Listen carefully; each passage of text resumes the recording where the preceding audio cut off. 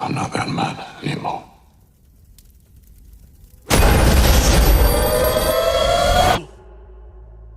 You've got to come back.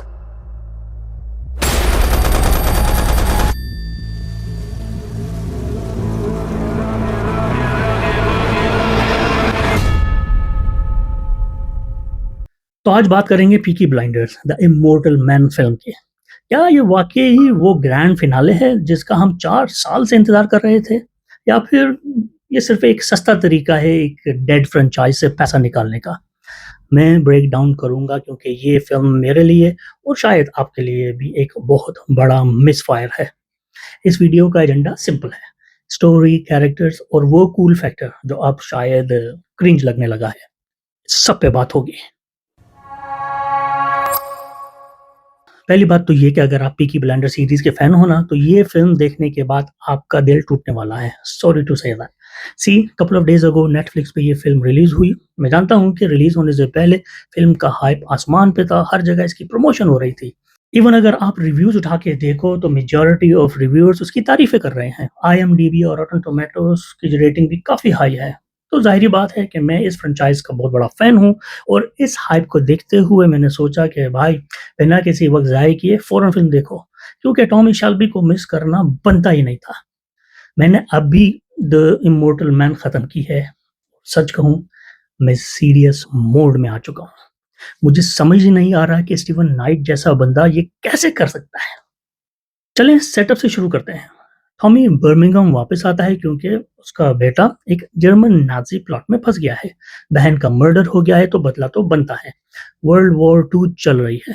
Birmingham का जो industrial infrastructure है वो बम से उड़ाया जा रहा है।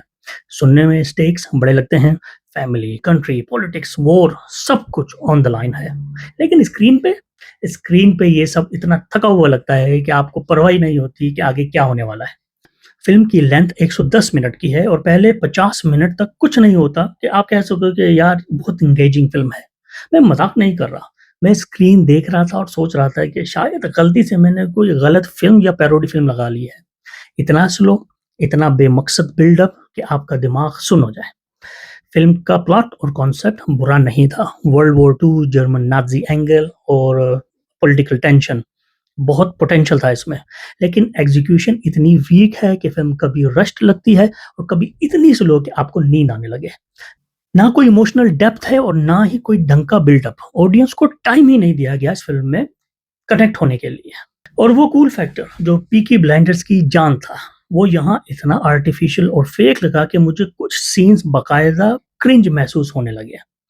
वो सूट्स, वो स्लो मोशन वॉक, वो बैकग्राउंड म्यूज़िक, ऐसा लग रहा था कि जैसे फ़िल्म ने अपनी ही पैरोडी बना ली है।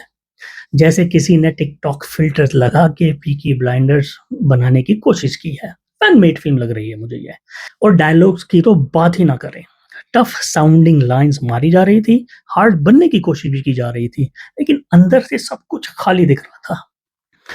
जिप्सी मिस्टिसिज्म का जो एलिमेंट था वो शो में एक राज लगता था, लेकिन इस फ़िल्म में वो इतना सरफेस लेवल पर काफ़ी मैच्योरिटी के साथ एग्ज़ीक्यूट किया गया है कि आपको समझ में नहीं आता। जहाँ फ़िल्म क्रिएटिव हो सकती थी, जैसे टॉमी के दिमाग के अंदर ट्रिपी सीक्वेंस, वो भी इन्होंने सेफ प्ले किया है। वही पुराने घिसे-पिटे ड्रीम सीक्वेंस, ऐसा लग रहा था कि इन्होंने कोई रिस्क लेना ही नहीं चाहा। अब अगर कास्टिंग की बात करें तो पेपर पे ये ड्रीम टीम है। Barry Keoghan as a son, Rebecca Ferguson as a palm reader, Tim Roth as a villain। मतलब आप और क्या ही माँग सकते हो किसी फ़िल्म से। लेकिन इन बेचारों को स्क्रिप्ट में कुछ नहीं दिया गया। सब के सब सिर्फ़ प्लॉट डिवाइसेस बन के रह गए हैं। बैरी एज़ अ सन का कैरेक्टर आर्क इतना रश्ड है कि आपको उस ट्रांसफ़ॉर्मेशन पे यकीन ही नहीं आता। ये एक्टर्स की गलती नहीं है, ये कमज़ोर राइटिंग और स्क्रीन प्ले का नतीजा है जो इस फ़िल्म को ले डूबी है। टेक्निकल साइड पे भी फ़िल्म बहुत चीप लगती है।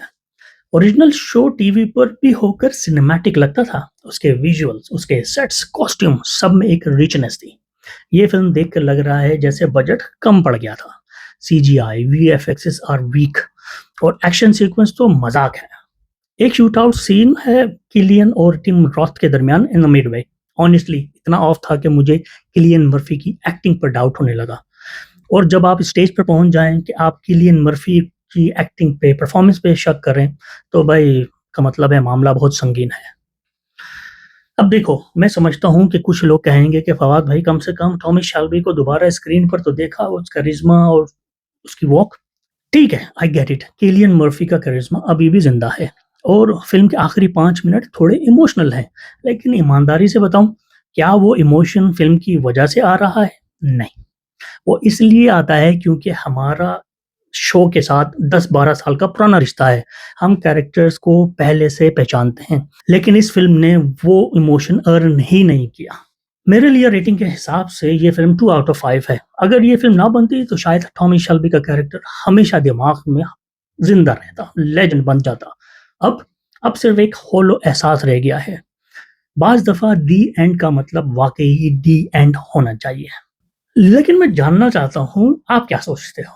क्या आपको भी लगता है कि पीकी ब्लाइंडर्स की स्टोरी को सीज़न 6 पर ही रुक जाना चाहिए था, या आपको ये मूवी अच्छी लगी? जो भी है, कमेंट्स में लिखो और अगर रिव्यू पसंद आए तो सब्सक्राइब कर लेना, वरना टॉमी शेल्बी भेज दूँगा आपके घर।